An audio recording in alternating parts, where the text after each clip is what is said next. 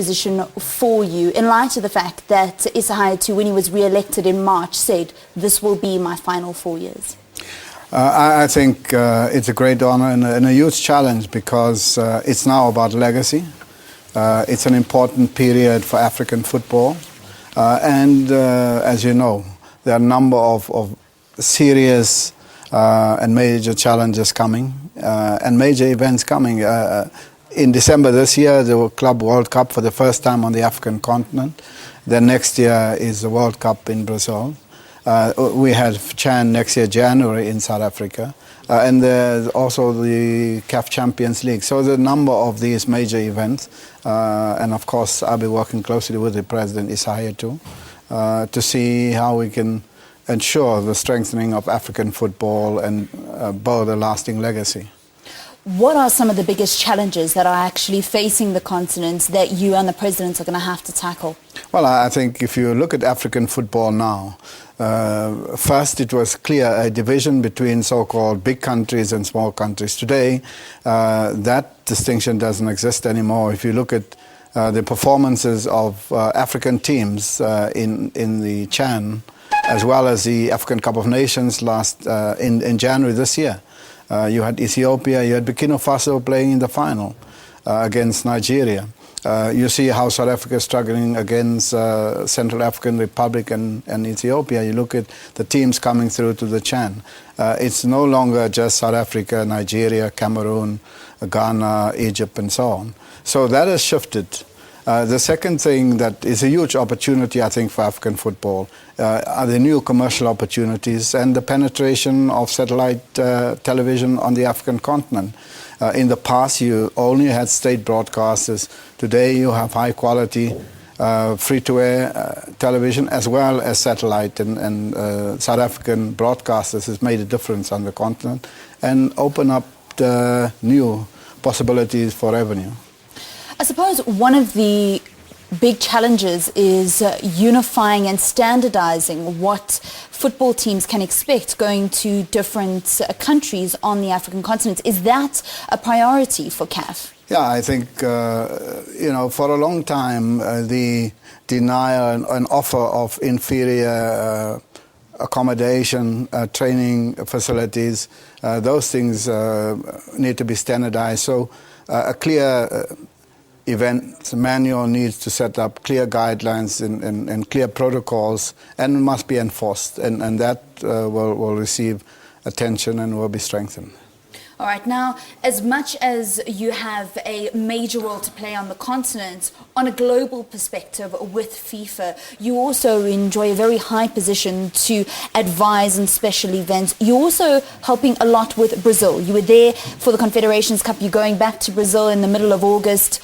But explain to us what happened during the Confed Cup, because a lot of what we saw had to do with the with the riots and people not feeling so secure about a World Cup there next year. Yeah, no, it's I suppose on the one hand a challenge for developing countries when hosting major events. What we saw in Brazil, you had 40,000 people in Belo Horizonte in the stadium and another 50,000 demonstrators in the street, and it was quite amazing because people who walked to the stadium had to walk past the protesters, and they just left them to go to the stadium to support Brazil, and the others were demonstrating in the streets. The issues are the same that people raise.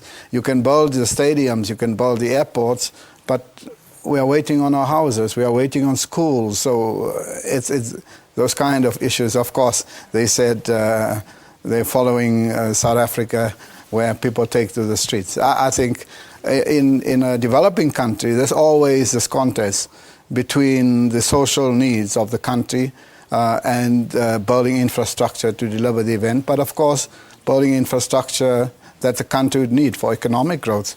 Those airports and roads has been neglected for a long time in Brazil, and now as Brazil has become part of BRICS, new commercial opportunities, the growth of their economy, and the challenges that they have to face between investing for economic growth as well as keeping a balance for social investment. I suppose that a lot of the challenges that we saw in Brazil with the Confed Cup and leading up to the World Cup were exactly the same as what we saw in South Africa. And there was a question of a plan B. Is that ever a consideration from FIFA, that there is a plan B for a World Cup if things don't go according to plan in the host country? Well, I think firstly for South Africa, the plan B debate generated and was maintained in the media. Inside FIFA, there was never such a serious debate around moving the World Cup from South Africa.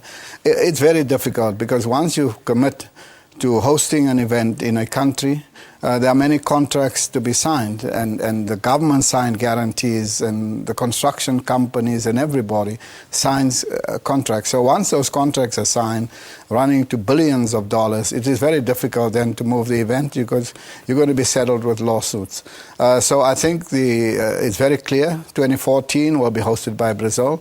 Brazil has serious challenges, probably in the construction industry, but they have to complete all their stadiums by December of this year.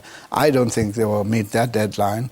So it's going to be tough. As we've seen with the Confederations Cup, the Maracanã was complete, but the precinct area was not complete.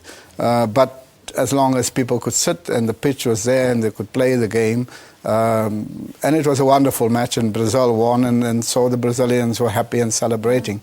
I think we'll see the same situation with the World Cup. We are now working very hard with the cities to accelerate the program. Hopefully everything will be in place.